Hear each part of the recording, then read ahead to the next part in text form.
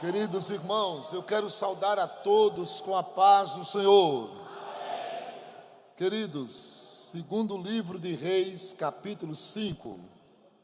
Todos vocês conhecem essa história, esse trecho da palavra de Deus.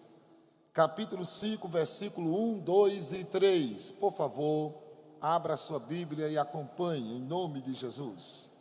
A história de um homem chamado Naamã.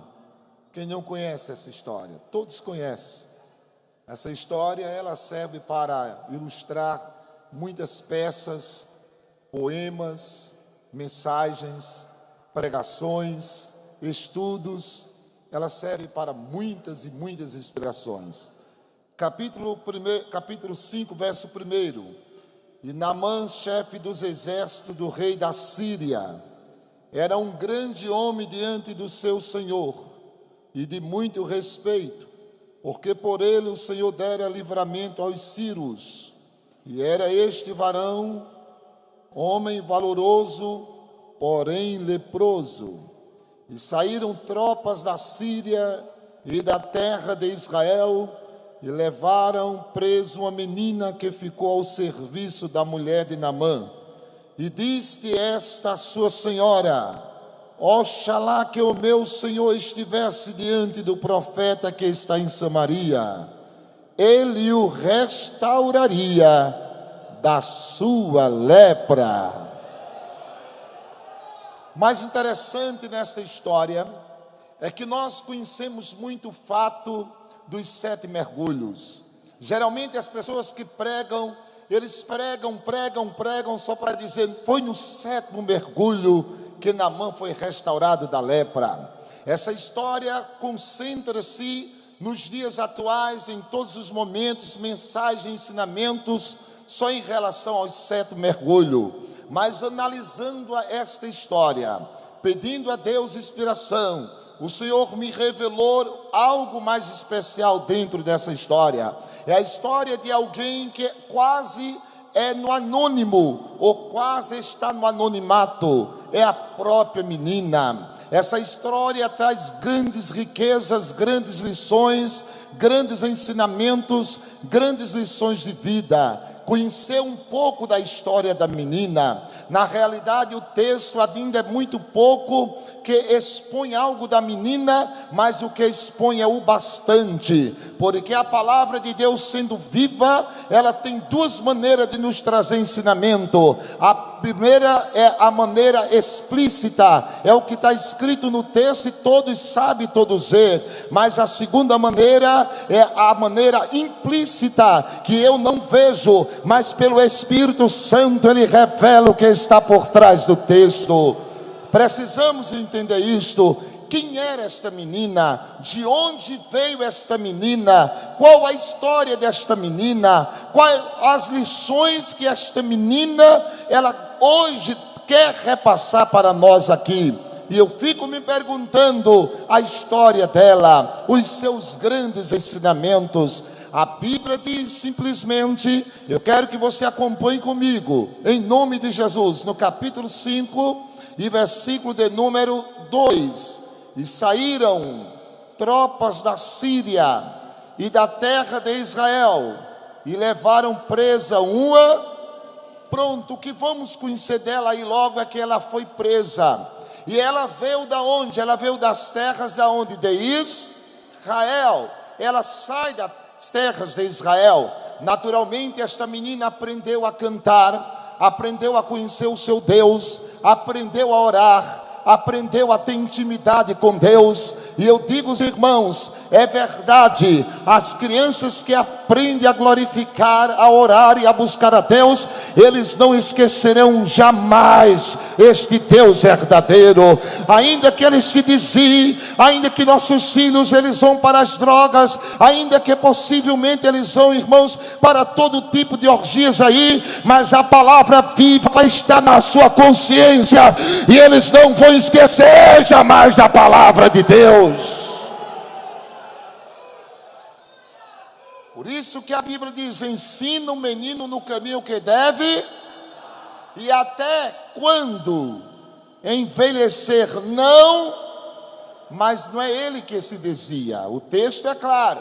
O que o texto está dizendo é que o caminho não se desvia dele. Ele pode até se desviar, ele pode até ir para as drogas, ele pode até ir para as orgias, ele pode até ir voltar para os pecados desta vida, mas o caminho que alguém ensinou, o caminho de Deus já está aqui dentro dele. Da candarabaixa, e ele vai voltar. E ele vai voltar, porque esta palavra é viva. Ele vai voltar, porque o anzol de Deus foi semeado na hora certa. A palavra vai lhe trazer de volta, e você vai cantar e glorificar o nome de papai. Ele volta. Essa menina foi levada presa, mas essa menina conhecia as leis de Deus. Mais interessante é que no versículo 3, aparece agora esta menina. Por favor, olhe comigo. É uma palavra de ensinamento. Se eu não arrancar muito glória aqui, este não é meu objetivo. Meu objetivo é repassar aquilo que Deus colocou no meu coração. Verso 3, disse esta sua senhora: oxalá que o meu Senhor estivesse diante do profeta que está ele o restauraria da sua lepra. Primeiro, esta menina, ela foi colocada não em qualquer lugar. Ela não era uma serva comum. Serva comum, irmãos, quando era aprisionada pelos exércitos estrangeiros, eram colocados para trabalhar em lenha, a Bíblia afirma isto, para carregar pedra, para levar água. Mas esta menina era uma serva diferente. Ela trabalhava dentro da casa do seu Senhor. Esta menina, ela tinha uma linguagem à altura da sua senhora. É perceptível no texto. Ela falava à altura da senhora, e a senhora creu e acreditou nas palavras dela. A senhora não titubeou, ela não duvidou. Quando ela falou, a senhora disse: vou falar para o meu esposo. Esta menina fala a verdade. Esta menina é credenciada, crente credenciado. Nem o inferno duvida dele, nem o inferno duvida dele. O diabo pode não crer no crente, mas ele sabe que o crente, irmãos, que tem crédito, ele sabe quando o crente fala a verdade, ele diz assim: não posso, porque ele tem crédito. É credenciado, fala a verdade. O inimigo pode brincar com crente que brinca com as coisas de Deus, mas crente credenciado, capeta não brinca, porque se brincar ele se dá mal. Shabai, eu sinto a presença de papai aqui. Principalmente agora que eu sou avô. A minha filha já descansou, e a minha netinha já nasceu dando glória a Deus, e a noite todinha glorificando a Deus. É uma luta. Quase a gente não dorme mais lá em casa, porque a menina é a noite todinha: glória a Deus, glória a Deus, meu Deus do céu, ajuda. Esta menina tinha crédito. Para ser uma serva deste quilato, para ser, irmãos, aprisionada pelos exércitos estrangeiros e ser colocada onde ela estava, lugar de grande responsabilidade, todos os reis estrangeiros buscavam naqueles que eles aprisionavam 3 qualidades, aliás 4, e nós vamos ver no livro de Daniel, capítulo 1, versículo 4, as qualidades que esta menina tinha. Quem é que vai ler, por favor? Daniel 1 e 4, por favor. Vamos lá. Daniel 1 e 4.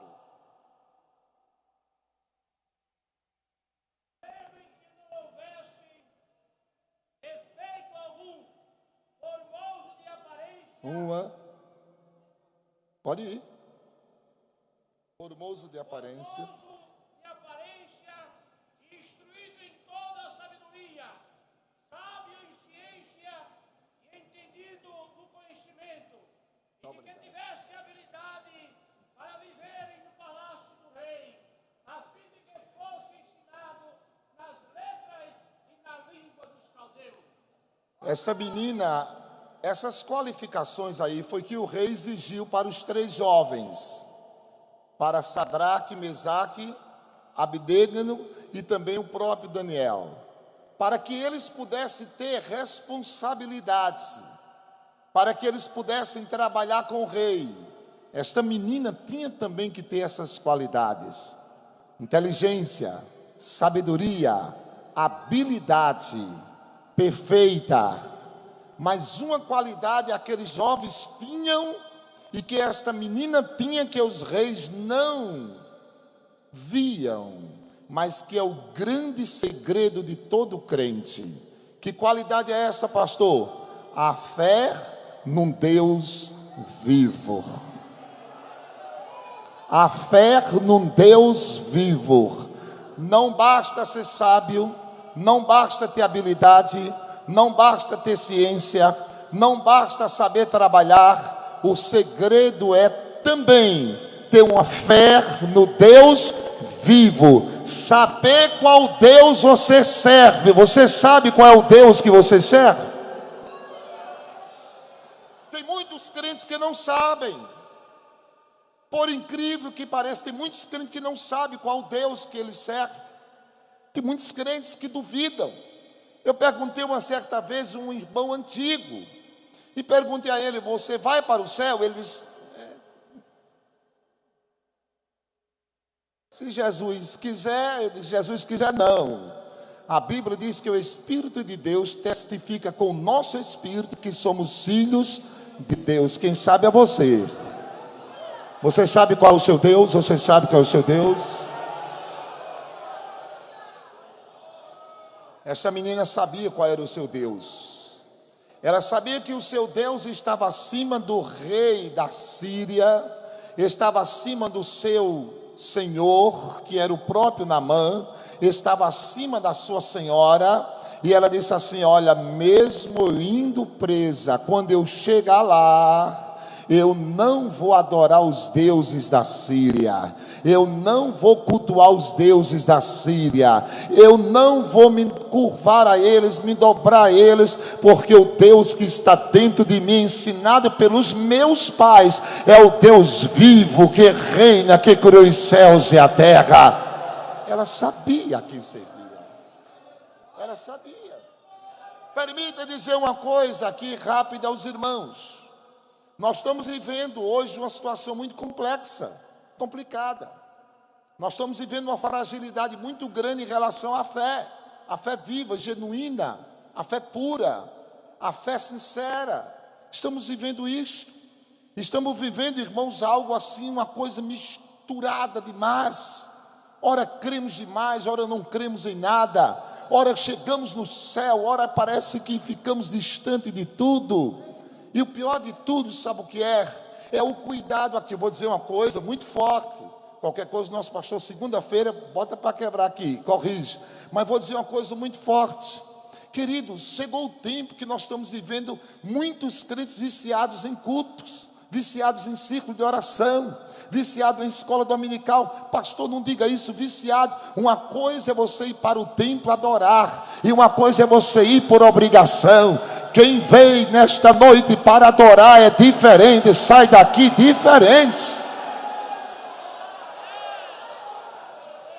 Aqueles que vêm por obrigação tornam-se viciosos. Eles escutam a palavra, Deus manifesta o seu poder, Deus realiza os milagres, mas quando volta para casa eles cometem os mesmos erros, as mesmas desgraças, vivem as mesmas mazelas. Mas quem vem para adorar vai renovando de força em força e vai melhorando na graça de Deus, porque vai ouvindo e vai praticando a palavra de Deus.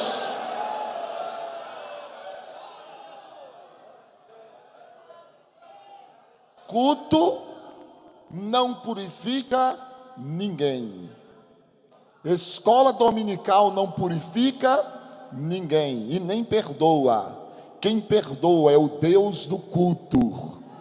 Quem perdoa é o Senhor da escola dominical. Se apegue a Ele e diga: Senhor, eu estou contigo, eu sei que Tu estás comigo. Ser crente é recomeçar a cada manhã, deixando os erros no dia anterior, mas prosseguindo, tentando melhorar no dia posterior. Se este culto não interferir no amanhã na vida dos irmãos e na minha vida, ele verdadeiramente não teve sentido. Culto, para ter sentido e resultado, amanhã pela manhã eu tenho que me levantar e dizer: tenho que melhorar na vida espiritual, na santidade, na comunhão, na paz, na harmonia e na alegria de Deus na minha vida. Sabe por quê? Porque senão eu apenas participei do culto como uma obrigação, e eu vou simplesmente, é forte, mas eu vou dizer, eu vou simplesmente ser como os religiosos das religiões maiores do passado, que eles achavam que por participar, irmãos, dos ritos religiosos, já era tudo bastante. Não, já fui essa semana, eu já fui o culto da segunda-feira, eu já fiz minha obrigaçãozinha com Deus. Não, o segredo é você ter intimidade com Deus. Outra coisa, quando muitos vêm para o culto, escute bem o que eu vou dizer, quando muitos vêm para o culto, já vem com esta coisa errada que ensinou nos dias atuais, é ensinado: eu vou receber a minha bênção. Mentira do diabo. Quem vem para o culto, vem oferecer o seu corpo vivo como sacrifício a Deus. Você vem oferecer o seu corpo nesta noite, o melhor para Deus. Você vem entregar, então glorifique a Ele, exalte a Ele. Esta menina sabia adorar a Deus. Naamã, por incrível que pareça, ele era usado por Deus. Está escrito aqui no verso 1, Deus usava Naamã. Mesmo Naamã adorando dois deuses, que eram seus deuses, 1 e 3 no livro de 2 Reis. Primeiro, 1 e 3 vai mostrar, ele adorava um deus chamado Baal-zebub, que significava Senhor das moscas, ou dono das moscas. Naamã tinha intimidade com o Deus das moscas, o Senhor das moscas. Havia também outro Deus que Naamã adorava, chamado Rimon. Rimon significa Senhor da tempestade, Senhor do sol, Senhor dos raios, Senhor dos trovões. Naamã também adorava ele. Mas a Bíblia diz que Deus, o Deus verdadeiro, usava Naamã. Está aqui no verso 1, eu quero ler para você. Olhe para aí, 1:5 e 1. Naamã, chefe dos exércitos do rei da Síria, era um grande homem diante de quem? Seu senhor, do rei. E de muito respeito, porque por ele, maiúsculo agora, por ele o Senhor lhe dera, ou dera grande livramento à Síria. Deus usava Naamã. Pastor, não diga isso, profano. Ele adorava os deuses pagãos. Por que Deus usava ele? Deus usou Nabucodonosor, Deus usou Ciro. Qual é a diferença em Deus usar eles e Deus usar agora a gente? A diferença é esta: é que Deus usava eles com objetivos específicos, para cumprir objetivos da parte de Deus. Eles eram usados por Deus, mas não sabia que eram usados pelo Deus verdadeiro. Eles eram usados por Deus, mas não se relacionava com Deus que usava eles. Imaginou isso? O que eu quero dizer, qual a diferença? É que nenhum propósito aqui na terra Deus tem mais importante do que o crente que se relaciona com Ele. Qualquer propósito é menor do que você, porque para Deus o mais importante é você, que está acima de todas as coisas para Deus. É diferente. Escute, Naamã era menor do que o mar para Deus, porém Deus usava ele para propósitos. Naamã era menor do que floresta, do que rio, do que estrelas. Agora eu digo a você, você para Deus é melhor do que o mar. Para Deus nós somos melhor do que as florestas. Somos melhor do que os rios. Porque rio não adora, mas o crente adora, o crente glorifica, o crente exalta, o crente sabe para onde vai, o crente sabe quem é o seu Deus. Naamã era nessa situação, mas esta menina, ela tem qualidades, ela tem crédito. Segundo, esta menina tinha fé, e era uma fé contagiante, uma fé que contagiava. Quando essa menina fala, perceba o grau de fé dela.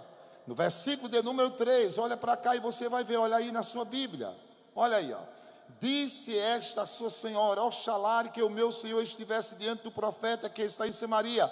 Ele está no presente, aqui não está no futuro. Ele restauraria, presente, afirma, ela está afirmando, ela não está duvidando, ela está dizendo assim: eu creio, é fiel, basta ele chegar lá, o milagre vai acontecer. Ela está dizendo: pode ir, se for na presença do profeta, o milagre vai acontecer. Ela tinha fé, e quem tem fé não duvida, e quem crê recebe, e quem crê verdadeiramente recebe da parte de Deus. Ela tinha fé. Só que a fé desta menina era contagiante. Ela contagiou a esposa de Naamã, contagiou Naamã, e contagiou o rei da Síria, que não duvidou das palavras da menina. Quem age por fé, meu querido irmão, contagia até o ímpio. Até o ímpio é contagiado pela fé do crente. Oh, aleluia, eu sinto a presença de papai aqui nesta noite. Terceiro, além desta menina ser uma pessoa credenciada diante dos seus senhores, além dela ter uma fé contagiante, essa menina, que eu acredito que é a coisa mais importante que eu vejo na vida dela, sabe qual era? Ela reconhecia e conhecia a fonte que Deus operava milagre naqueles dias. A fonte não era o rei de Israel, que possivelmente era Jorão nesses dias. Não era o rei de Israel. A fonte não era homens grandes ou pequenos. A fonte aqui era Eliseu. E ela vai apontar a fonte e disse: se for lá na fonte, a fonte que jorra, a fonte que Deus está operando, a fonte que Deus ministra, a fonte que Deus opera milagres. Qual é a fonte hoje, pastor? É a igreja do Senhor. A igreja é a fonte de Deus. Quando nós chegamos aqui, Deus começa a manifestar a sua glória.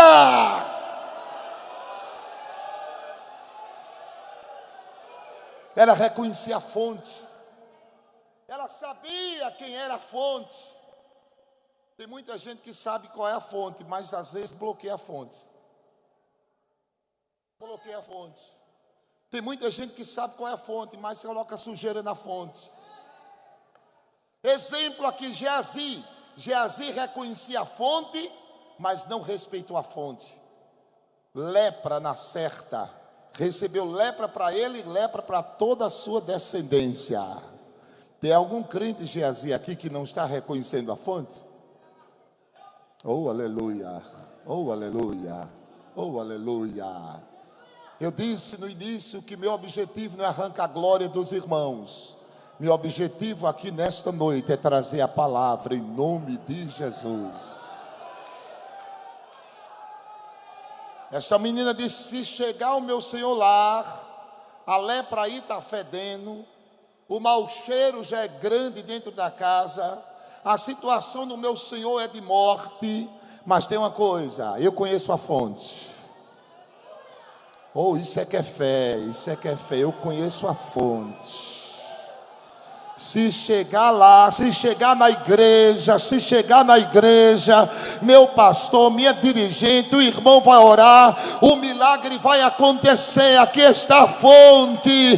Você não vai voltar para casa como chegou.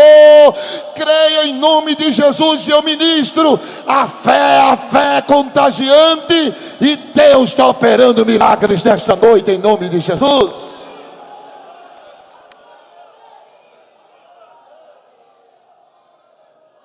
Ela reconhecia a fonte.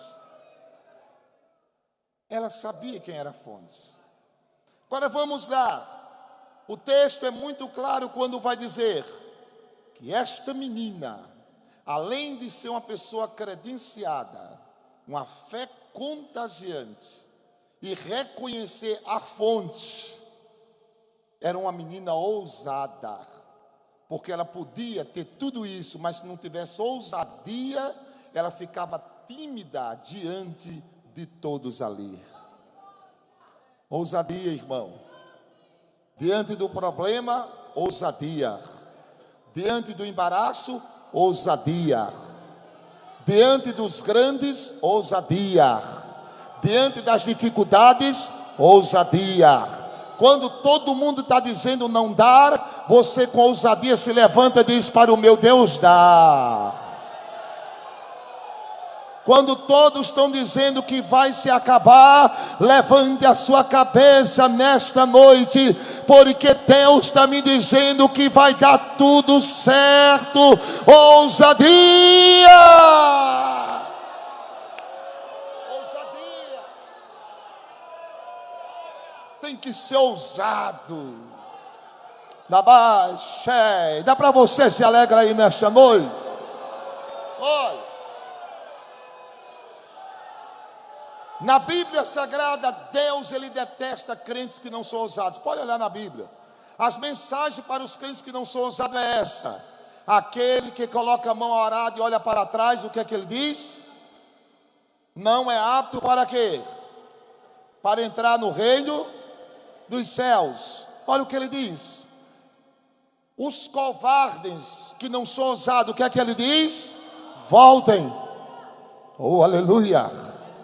Ele trata aqueles que não são ousados com desdém, porque quem tem um Deus todo-poderoso, quem reconhece a fonte, quem tem uma fé contagiante, não pode ser tímido diante das dificuldades.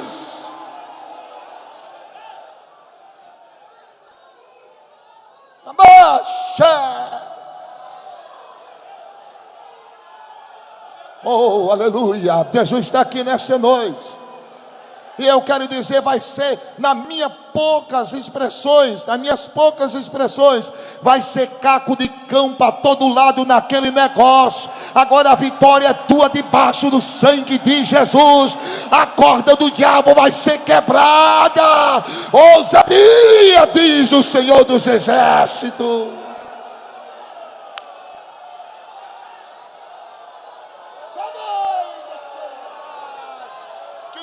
Seja destruído, e a vitória é tua, em nome de Jesus Cristo, Filho de Deus.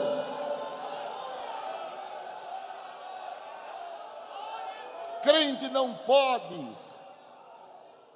Deus, Ele não gosta, e faz questão de dizer que não gosta, crente que anda tímido, cabeça baixa. Esse não é negócio para crente não. Tem crente que quer atrair Deus com sentimento de dó, no pejorativo, pena. Quer que Deus tenha pena dele ou dela? Faz aquela cara. Aqui não funciona isso não. Aqui funciona ousadia. Funciona ousadia. Da força, da fraqueza tira a força. Da fraqueza tira a força. Da fraqueza tira a força. Anima, em nome de Jesus. A vitória é tua. A fonte está jorrando nesta noite. De Deus está operando maravilha.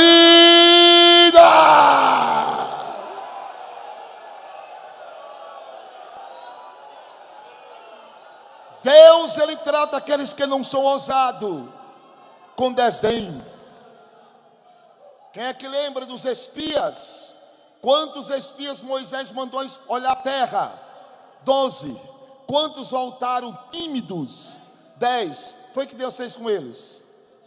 Foi que Deus fez com eles? Viraram picolé. Viraram, meus queridos irmãos, cachorro quente. Mas 2 homens ousados, Josué e Caleb, disse: lá tem gigante, lá tem poderosos, mas o Senhor nos deu a terra é nossa em nome de Jesus. Vai ser caco de gigante para todo lado, o inimigo vai ser destruído e a gente vai entrar naquele negócio. A vitória é tua, diz o Senhor dos exércitos.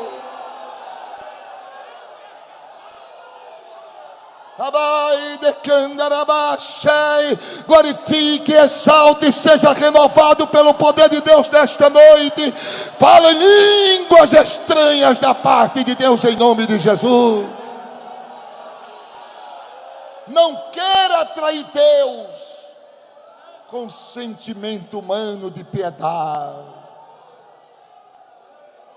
Oh Deus, não.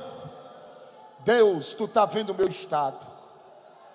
A Bíblia diz: se te mostrares frouxo no dia de quê?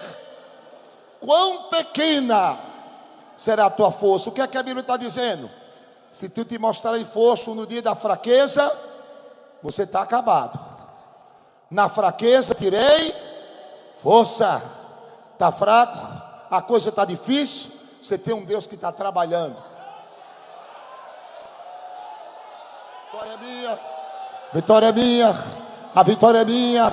Deus é comigo, Ele vai me ajudar. Fé contagiante, credibilidade. Deus está trabalhando, ousadia, ousadia. Eu sinto a presença de Deus aqui nesta noite, e Ele está trabalhando na minha e na tua vida, e Ele está dizendo: não temas, não temas. Estou terminando. Quantas vezes existe a palavra na Bíblia: não temas? Quantas vezes? Por que é que Deus escreveu esta palavra? Josué, quando assume de imediato a sucessão pelas mãos de Moisés, uma das primeiras expressões foi essa: não temas, não temas. Lá está Deus dizendo a quem? A Gideão: vai nessa tua força. Não temas, não temas, não temas, não temas, não temas, não tema. Tem gigante, tem dificuldade, tem bloqueio, tem luta, tem guerra, tem nó, tem arco, tem flecha, tem ruína, tem batalha, tem exército contrário, tem vendaval, mas o Deus que te salvou é maior do que você, e a vitória é tua pelo sangue de Jesus.